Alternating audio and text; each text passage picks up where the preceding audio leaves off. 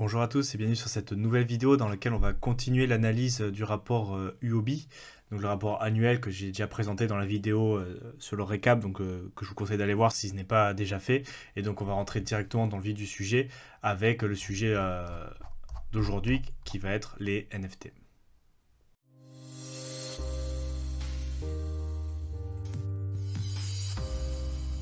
Avant de rentrer dans le vif du sujet, je voulais quand même rappeler que toute l'information qui est présentée ici est vue au travers du prisme de l'équipe de recherche du hobby. Donc il y a un échange centralisé situé en Asie. Donc il faut essayer de garder ça en tête au moment de lire certaines informations pour voir s'il peut y avoir des biais. Mais dans l'ensemble, voilà, ça reste quand même des informations basées sur des données externes aussi. Donc c'est quand même assez intéressant de regarder ce qu'ils ont raconté. Et donc là, on va voir sur les NFT ce qui s'est passé dans le marché et quelles sont les tendances aussi pour le futur. Donc si on commence, on nous dit qu'il y a un statu quo sur le marché des NFT. Donc c'est un segment qui a émergé en 2021 et qui a reçu beaucoup d'attention de la part du marché depuis avril 2021. Donc le segment des NFT a continuellement chauffé, donc gagné en intérêt de la part des utilisateurs et entré dans la vue un petit peu du public général depuis la seconde partie de l'année 2021, donc là où tout le monde a entendu parler, avec un pic de cet intérêt au tout début de 2022. Cependant, on dit que les performances ont démontré de la faiblesse et un manque de momentum aussi, notamment du fait de l'atmosphère crypto qui est quand même plutôt préoccupante tout au long de cette année 2022 et qui n'a pas vraiment fait en s'arrangeant. Pour la partie suivante, on va voir qu'il y a une baisse globale du marché des NFT, donc tout au long de l'année 2022. La capitalisation a diminué petit à petit et est passée de 31,14 milliards en janvier à finalement 21,73 milliards de dollars en octobre. Ils mettent octobre parce que je pense que c'est la date qu'ils ont pris pour fermer un peu la collecte de données. Tout au long du rapport, on reçoit ces dates d'octobre, donc c'est vraiment de janvier à octobre. Là, je pense qu'on a encore baissé, mais la tendance est quand même bien présente et bien expliquée dans le rapport, même si là on est un peu plus avancé, mais bon, ça correspond à ce qu'on a vu et la tendance de toute manière reste là, peut-être s'amplifie, mais il n'y a pas de grand retournement, quoi. Donc au final, la capitalisation a baissé de 42% par rapport entre janvier et octobre. Et la clôture journalière est passée entre 842 millions de dollars qui étaient échangés en janvier contre 48 millions de dollars en octobre, soit une baisse d'environ 94%. Donc là, ça fait très très mal. Après, c'est le secret de l'industrie crypto, hein, surtout dans une carte d'actifs comme les NFT qui avait été sujet à beaucoup de folie, beaucoup d'excès. Donc voilà, c'est pas non plus étonnant au final de voir une telle baisse.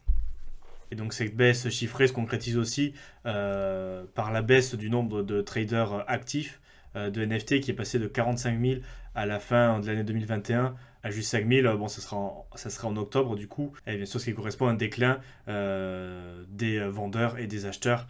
On peut regarder le graphique, hein, donc les acheteurs et les vendeurs en bleu et violet, avec toujours plus de vendeurs que d'acheteurs. Avec une tendance qui serait un peu comme ça, donc à la baisse. Les traders, aussi on voit la tendance. Et par contre, ce qu'on va voir maintenant, c'est les holders, donc ceux qui ont gardé leur bague. Donc on nous dit que des transactions majeures ont été repérées en janvier, avril et juin, et une performance plutôt maigre sur la deuxième partie d'année. Et ceci à mettre en contraste, en face du fait que le nombre cumulé d'utilisateurs de NFT a augmenté a atteint 3 500 000, hein, grosso modo, par rapport aux 1,500 000 en arrondissant au début de l'année. Donc une augmentation par contre du nombre d'utilisateurs de 138%. Et donc ça leur permet de conclure que cette augmentation du nombre total d'utilisateurs couplée à la baisse d'utilisateurs de traders actifs indiquerait une augmentation des price takers, donc les gens qui sont prêts qui n'ont pas vraiment le choix et qui sont obligés de prendre le prix du marché, même si les prix planchers ont beaucoup baissé, que le prix de leur collection a beaucoup baissé, ils sont obligés de vendre. Donc du coup, ils prennent n'importe quel prix, hein, c'est ça, un price taker, ils n'ont pas d'autre choix que de prendre le prix qui leur est proposé, en général bien en dessous de ce qu'ils espéraient. Et aussi avec une majorité des gens qui hold leur bag avec une perte, et parfois des grosses pertes. Il y a des projets, si c'est pas directement des scams, qui ont pris même des 95-90% en ligne avec les volumes de trading du marché en général. Donc la tendance pour cette fin d'année n'est pas vraiment folle du côté du marché des NFT, quoi. Dans la partie suivante, on nous dit que l'intérêt pour les NFT reste chaud, reste élevé, on va dire, dans les marchés asiatiques.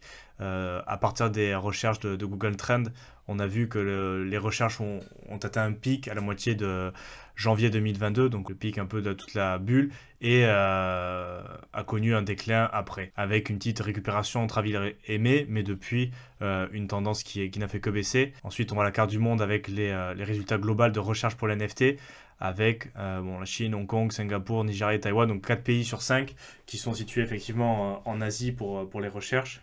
Donc ça, c'était pour la géographie. Ensuite, on nous dit que les principales entreprises ou les principaux projets qui dominent sont majoritairement des PFP, donc des projets centrés sur des NFT qui proposent qui ont pour but d'être utilisés comme avatar, comme photo de profil sur les réseaux sociaux. Ça serait un peu le cycle PFP et qui va entretenir le marché long tail. Donc long tail, ça serait vendre des items avec très peu de volume et assez rare, mais à beaucoup de personnes. Parmi les NFT, il y a environ 12,6 milliards parmi les 21 milliards qui tombent dans le cas des projets sur les photos de profil en 2022, donc c'est à peu près 60%, en 58 très exactement, qui sont suivis par les pièces de collection, les collectibles et les NFT liés au gaming. Et donc ça indiquerait que le marché des NFT est toujours dominé par les séries d'avatars, donc qui servent de photos de profil sur les réseaux sociaux, et pas grand chose de nouveau au final par rapport à 2021, et c'est ce qui est représenté par le graphique en dessous. Voilà, une très large proportion des projets qui sont PFP. Au niveau des collections, dans le top 3, on retrouve les boards Ape Yacht Club, les CryptoPunk et Lance from the Other Side, et parmi ces projets, donc parmi le top 10, plus de la moitié sont contrôlés par Yuga Labs, l'entité qui est derrière l'émission des Bored Apes et qui ont dit acheter aussi Meebits et les CryptoPunk. Et donc il y a une certaine forme de continuité dans la dominance des projets leaders. Cependant, Huobi nous dit, si on exclut les 10 premières séries NFT les plus connues, donc qu'on vient de voir, les autres niches de NFT sont là pour environ 62%. Et donc là, on voit vraiment la long tail avec un marché qui se conforme petit à petit avec le 20-80 principe. Et la loi de Pareto, donc c'est-à-dire 20% des premiers qui rapportent la majorité des revenus et les 80% restants qui constituent 80% restants des collections qui ramènent 20% du revenu restant. Donc là, avec ces informations, on va clôturer la première partie sur ce qui s'est passé en 2022 et on va commencer la partie un peu plus prospective, donc quelles sont les nouvelles tendances. Il y a aussi une partie de ce qui s'est passé, mais on va regarder un peu plus vers le futur dans cette seconde partie du rapport. Donc là, on va pas trop s'attarder, mais en gros, on nous dit couche après couche, la bulle sur les mêmes NFT a éclaté. Donc là, il parle de plusieurs collections, mais grosso modo, de janvier à environ avril, c'était un peu l'effervescence avec beaucoup de transactions. Mais à partir de mai, comme on l'a vu plus haut, il y a eu une grosse baisse du volume de transactions, etc. Et avec plusieurs séries, on va pas les détailler, mais en gros, il y a eu plusieurs séries qui ont fait que la confiance des investisseurs dans ces types de NFT s'est peu à peu érodé, même si c'est quand même une caractéristique de l'année 2022. Les mêmes NFT, voilà, c'est quelque chose qui est un peu éclaté, qui est passé de mode, avec pas mal de projets qui n'ont pas forcément marché, voire carrément d'arnaque. On va pas voir plus que ça, cette partie-là. Après, qui est peut-être plus intéressant, en regardant plus vers le futur, donc prochain bull run par exemple, c'est l'arrivée du NFT Finance. C'est la combinaison qui sera faite entre les NFT et la DeFi, donc ce qui s'appelle NFTFi. Bon, je sais pas trop comment ça s'appellera dans le futur, mais vous aurez compris, voilà, c'est utiliser ces NFT dans des protocoles comme collatéral dans le métaverse avec plusieurs fonctions qui lui sont attribuées et pas seulement un même NFT voilà, qu'on a hacké et il n'y a pas grand chose de plus à faire et une fois que la hype est passée, c'est trop tard. On parle de plus de fonctionnalités et on nous dit que la croissance continue après un début populaire. Donc là, on nous dit que les NFT sont devenus une partie indispensable de l'univers crypto et ont évolué depuis les PFP, donc les projets uniquement dédiés à avoir un avatar ou une photo de profil toute basique au final, à des formes plus avancées où on va combiner avec des jeux dans le métaverse, on va s'en servir pour collatéraliser dans des protocoles de lending, donc par exemple sur un NFT, aller mettre en collatéral pour aller emprunter du stablecoin, pour aller faire de la DeFi. Bon, on peut imaginer plein de choses un peu plus poussées. Et au final, ça forme un nouveau modèle où les NFT sont partie intégrante de la DeFi. Cependant, ce qui relève comme point noir, Huobi, c'est que du fait que ce soit un token non fongible, et ça c'est normal, il en résulte une liquidité plus faible comparée à des tokens qui sont pour le coup fongibles. Et donc ça limite un peu la précision dans le trading. Les plateformes, quand il y a moins d'échanges, prennent des frais plus élevés. Et aussi un manque de découverte du prix, de mécanisme de découverte du prix, dirons-nous, parce que bien sûr quand c'est pas liquide, on sait pas trop combien ça peut valoir, et du coup s'il a jamais changé de main ou changé de main une fois ou deux, peut-être c'est difficile pour des protocoles de lending d'accepter comme collatéral quelque chose dont on n'est pas vraiment sûr de la valeur au final. Et pour pallier à ça, comme solution, il y a des applications financières et des outils qui apparemment permettent d'ajouter de la liquidité et d'améliorer la certitude qu'on a autour du pricing, du prix des NFT, tout en améliorant l'utilisation des fonds des NFT, en les combinant avec la finance pour créer une meilleure expérience dans l'univers des NFT, ce qui est référé comme NFT Fee applications, des applications voilà, qui mélangent les NFT et la finance. Donc là, j'ai pas forcément d'exemple, c'est quelque chose qui est assez nouveau, mais je pense qu'il y a à suivre. Et donc là, on fera d'autres vidéos. Dès que je trouve une information, je le partagerai. Effectivement, une fois la première vague passée, voilà, de un peu de délire, d'acheter des JPEG surpricés à plusieurs millions, il y a quand même l'innovation qui est là. Et donc la prochaine hype et les prochaines hausses sera sur peut-être des projets un peu plus complexes, avec plus de fonctionnalités qui dépendent pas forcément justement que de la hype d'un lancement, des choses rigolos, mais voilà, qui au final va s'estomper avec le temps. Mais justement, voilà, si on amène de la finance, avec des collatéralisations, avec le fait, voilà, une vraie tokenomique derrière, là je pense qu'il peut y avoir un intérêt et sur le long terme. Donc affaire à suivre. Dans la même veine, le point suivant, ça serait le prêt et l'emprunt de NFT, un marché qui est naissant. Et donc Huobi nous dit que l'emprunt et le prêt de NFT, c'est la voie la plus directe pour résoudre le problème de liquidité et que c'est la demande la plus attendue dans le marché actuel. C'est un terme qui, avant 2022, était très peu entendu, mais qui graduellement s'est installé, donc du coup au cours de l'année passée, hein, maintenant qu'on est en 2023. Et ils nous disent qu'on a deux modes principaux pour emprunter ou prêter ses NFT. Ça va être le peer-to-peer et le peer-to-pool, qui représente, là encore une fois, les applications ou les protocoles NFT Finance. Donc là, on nous dit que ça varie en termes de fréquence, des essais, du prix de la découverte de prix, l'efficacité de la découverte du prix, et que le marché est assez faible. Donc moi, c'est des applications là que je connais pas du tout. Si vous avez peut-être un retour à faire en commentaire, pourquoi pas. Moi, c'est pas quelque chose que j'ai creusé pour le moment, donc je peux pas commenter plus que ça.